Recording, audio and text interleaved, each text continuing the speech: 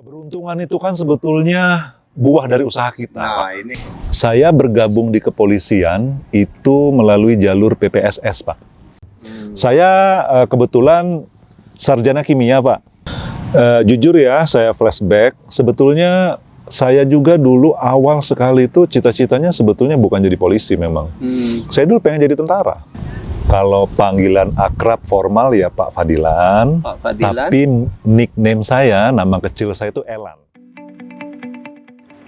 Ajun Komisaris Besar Polisi Ahmad Fadilan merupakan seorang alumni perwira polisi Sumber Sarjana pada tahun 2002. Seorang sarjana kimia kelahiran Sumatera Selatan.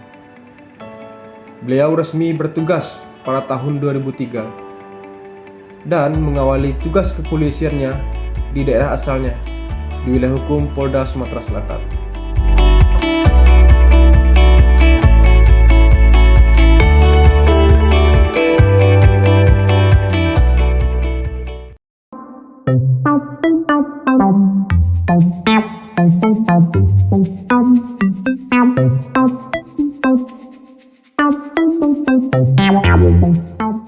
Bismillahirrahmanirrahim.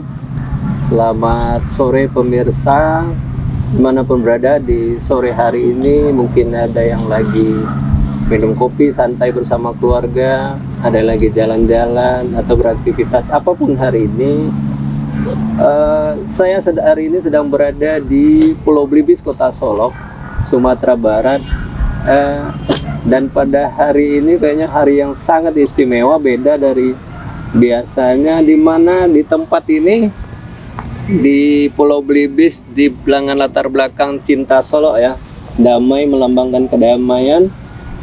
Saya hari ini bersama dengan seorang yang sangat luar biasa, yaitu seorang bapak. Dari posturnya beda ini Pak. Kenapa saya bilang beda? Kenapa? Karena biasanya kelengkapan seorang Kapolres itu di atasnya ini pasti topi polisi gitu. Tapi sebelum ke situ nih Pak ya, saya ingin perkenalkan dulu Bapak Kapolres kita yang baru tentunya.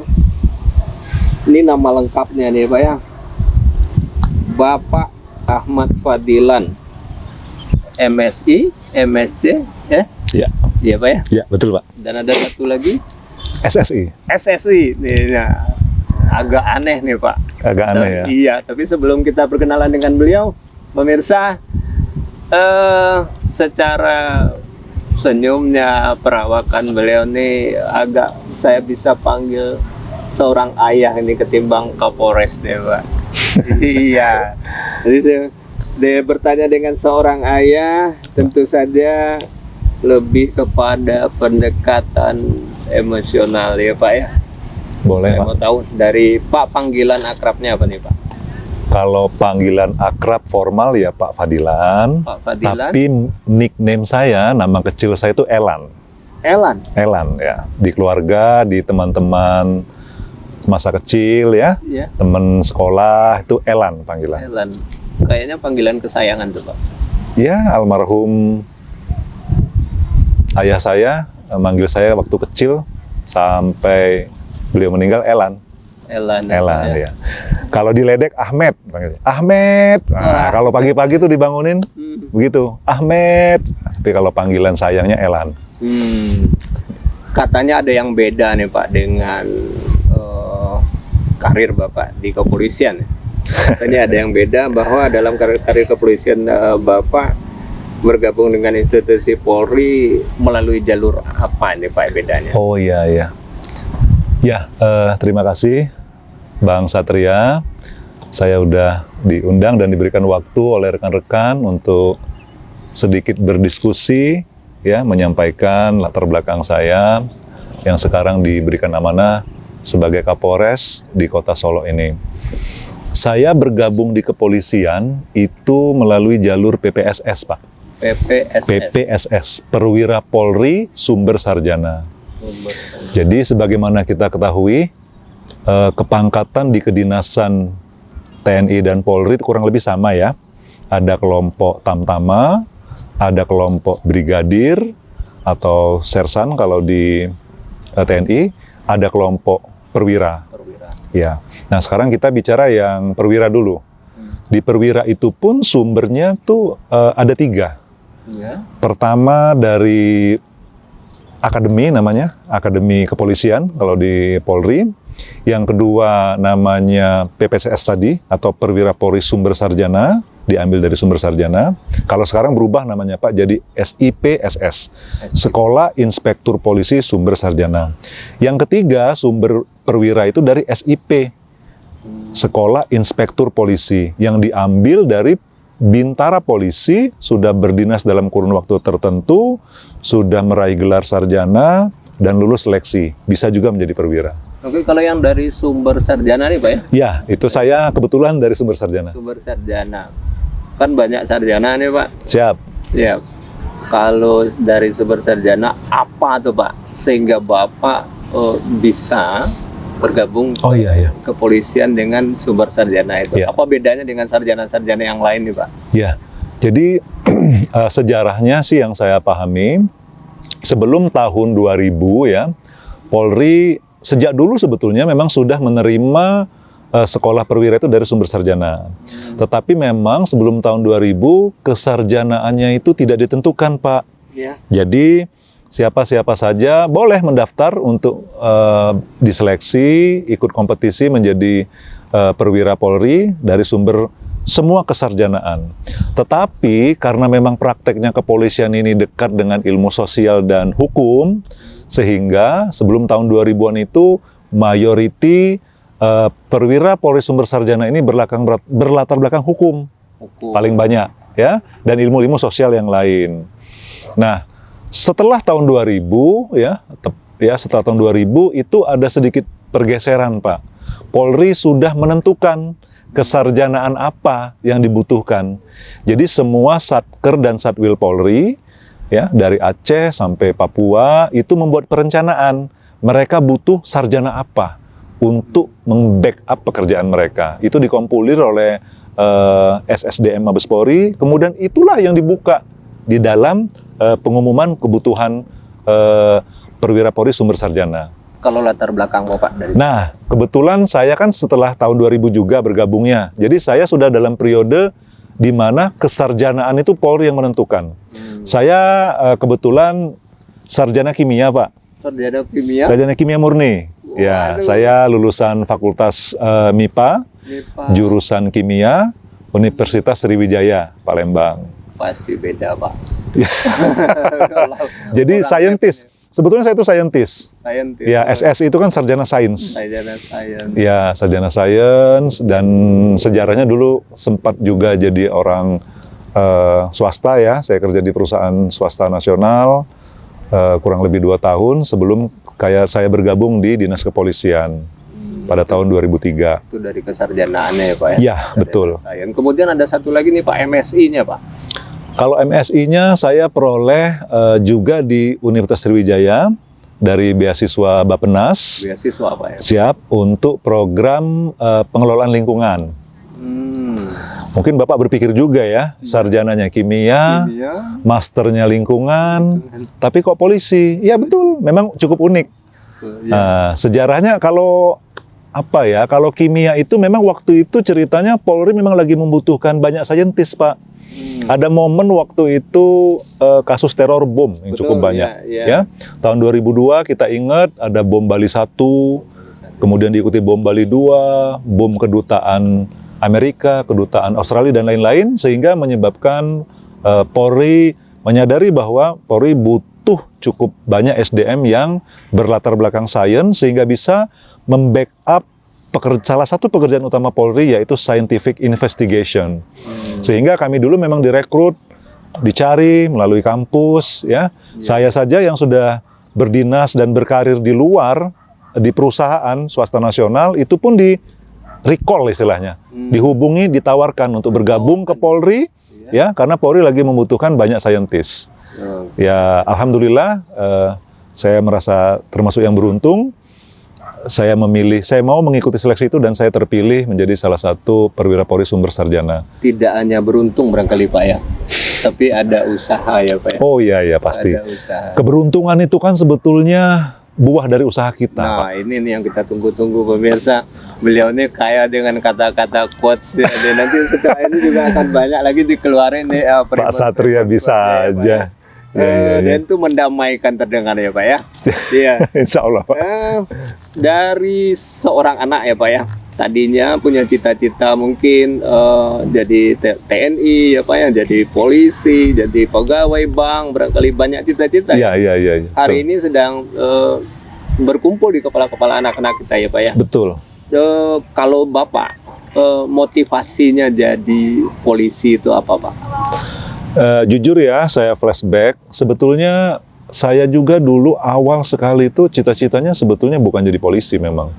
Saya dulu pengen jadi tentara. Jadi tentara justru Pak ya? Saya pengen jadi tentara, ya. Kemudian ya saya konsisten juga dengan cita-cita tersebut. Iya. Makanya juga istilahnya menjaga kesehatan fisik, ya. Ala kadarnya mungkin sesuai kebutuhan. Iya. Tapi ya itulah jalan hidup. Saya kemudian sekolahnya juga sekolah farmasi, Ya. kuliahnya juga MIPA kimia, ya, kerjanya di perusahaan otomotif, tapi ternyata takdir Allah saya dipilihkan karir yang juga tidak terlalu jauh dari cita-cita awal saya, berbakti untuk negara. Yang tadinya menjadi anggota TNI, ternyata saya ditakdirkan jadi anggota Polri. Anggota Polri. Ya, jadi ya apa namanya? Walaupun itu bukan cita-cita awal, tentunya sebagai manusia yang memang harus dinamis dan siap dengan perubahan, tidak ada masalah. Saya setelah saya bergabung di kepolisian ya tentu saya total ya. Saya 100% waktu, pemikiran, dan niat saya niat menjadi anggota Polri yang bisa berkontribusi yang baik untuk institusi saya, dan juga tentunya tidak mengecewakan orang tua dan keluarga yang sudah mendoakan. Siap. Oh, kan banyak orang bilang untuk jadi perwira itu butuh latar belakang keluarga yang mapan, ya Pak ya. Dukungan dari semua pihak. Saya mau tahu nih Pak, kita juga semua mau pengen tahu nih. Kalau latar belakang keluarga Bapak. Ya, saya Pak, jujur saya datang dari keluarga biasa Pak. Biasa. Ayah saya seorang pegawai negeri ASN di Institut Agama Islam Negeri atau IAIN kalau dulu namanya, Raden Fatah Palembang. Ayah saya bahkan masuk jadi pegawai negeri itu dari golongan 2. Golongan 2 dengan ijazah SAPAG ya, Pendidikan Guru Agama. Ya. Beliau menyelesaikan sarjananya itu justru setelah beliau mendekati pensiun sebetulnya. Saya sudah sekolah SMP, saya ingat itu. Beliau baru kuliah S1. Alhamdulillah beliau pensiun sudah golongan 3. Sementara ibu saya ya ibu rumah tangga. Kami 3 saudara, tidak ada yang istimewa, bukan dari keluarga yang mapan secara ekonomi. Tetapi alhamdulillah orang tua ya bisa ini ya mendidik, mengarahkan, dan memberikan contoh menurut saya keteladanan soal hidup yang ya akhirnya bisa kita pakai di bidang apapun kita berkarya. Dan itu poinnya kayaknya Pak ya. Iya, menurut saya itu menjadi contoh teladan. Betul sekali. Memberikan semacam bimbingan yang konsisten ya Pak ya. Setuju Pak, setuju. Saya setuju sekali. Iya. Saya reward ya ke almarhum ayah saya. Kalau saya tidak dibesarkan dengan kasih sayang yang kuat oleh almarhum ayah saya, tentu tidak seperti ini mungkin hasilnya. Bahwa ayah saya itu memang hampir setiap hari memberikan value tentang kehidupan itu yang sangat baik menurut saya. Walaupun kita masih usia dini, itu cukup tertanam lah. Tertanam dan Ya. itu konsisten pasti. Iya betul. Konsisten. Sejak bangun tidur sampai tidur lagi istilahnya. Iya. Nasihatnya, contohnya ya. Diajari deh Pak ya. Betul. Oke, kemudian ada kabar katanya Bapak berdinas di perbatasan, benar Pak, di negeri jiran. Oh iya betul. Saya pernah menghabiskan 3,5 tahun ya dinas di luar negeri di Malaysia, dan kebetulan dapat tempatnya itu di perbatasan Sabah dengan Provinsi Nunukan. Tepatnya di kota Tawau. Tawau itu kota kecil di Sabah, bukan ibu kota negeri Sabah, karena ibu kota negeri Sabah itu kota Kinabalu. Tawau itu salah satu, ibaratnya kalau di Indonesia salah satu ibu kota kabupaten saja. Dan dia secara geografis posisinya berhadapan dengan Pulau Nunukan. Ya, kabupaten terluar Indonesia, bagian utara ya, yang di Pulau Borneo itu. Jadi Pulau Borneo kan berbatasan dengan Malaysia tuh Sabah dan Sarawak. Kalau Sarawak berbatasan dengan Kalimantan Barat, Sabah berbatasan dengan Kalimantan Timur dan Kalimantan Utara. Nah, di sana saya bertugas di perbatasan Kalimantan Utara dengan negeri Sabah, Malaysia. Berarti dari masih tahun wilayah Indonesia ya, Pak? Di luar negeri. Luar negeri. Di luar negeri. Saya ditempatkan di sana sebagai liaison officer atau kalau sekarang nomenklaturnya sebagai staf teknis Polri pada Konsulat Republik Indonesia di Tawau. Lebih besar lagi sebenarnya di sana ya, Pak ya? Ya. Perwakilan ya, Pak ya? Ya. Jadi Polri itu ada perwakilan di 17 tempat di luar negeri. Salah satunya ya di Tawau itu. Sebelum kita masuk ke tugas Bapak di Polres Solok Kota ya, Pak ya? Iya, boleh Pak. Apa yang bisa Bapak bandingkan barangkali antara pengalaman Bapak di sana untuk diterapkan di sini barangkali atau semacam apa trik atau gimana, Pak? Oke, terima kasih Pak. Sebetulnya memang secara umum relatif berbeda ya. Challenge atau tantangan yang kita hadapi bertugas di perbatasan negara lagi, dengan di sini di lingkungan domestik, di lingkungan kota ya, seperti di Solo ini. Walaupun secara umum tugas kami kepolisian itu kan berdasarkan Undang-Undang Nomor 2 Tahun 2002 tentang Kepolisian Negara Republik Indonesia, pasal 13, tugas Polri itu aparat negara penegak hukum, kemudian pelindung, pengayom, dan pelayan masyarakat. Itu pokoknya. Nah, dalam pelaksanaannya, apapun profesi atau satker dan penempatan atau peran dari seorang anggota Polri, tentu tidak keluar dari koridor itu. Nah, yang kami lakukan, kalau kita di dalam negeri, seperti saya sekarang bertugas di Polda Sumbar, di Polres Solok Kota, ya saya mengamalkan itu, Pak, melaksanakan pasal 13 Undang-Undang Nomor 2 Tahun 2002 itu, tapi dalam konteks dan ruang lingkup dalam negeri yang dihadapi adalah warga negara Indonesia yang ada di negara sendiri. Nah, kalau kita sedang di luar, kita melaksanakan itu untuk masyarakat kita, WNI, tetapi yang sedang berada di luar negeri.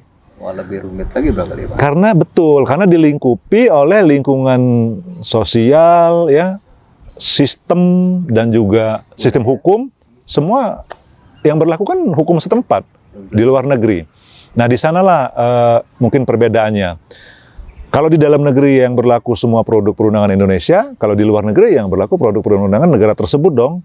Cuma karena ada banyak warga kita di sana, tentunya ada juga banyak persoalan yang mereka hadapi, khususnya Malaysia, agak khas memang, banyak permasalahan yang dihadapi oleh WNI di situ, sehingga dalam kesehariannya seluruh perwakilan pemerintah Republik Indonesia di Malaysia itu membutuhkan kehadiran Polri untuk keberhasilan misinya, yaitu misi perlindungan WNI. Oke, itu dari latar belakang di sana ya, Pak. Iya. Cukup nih.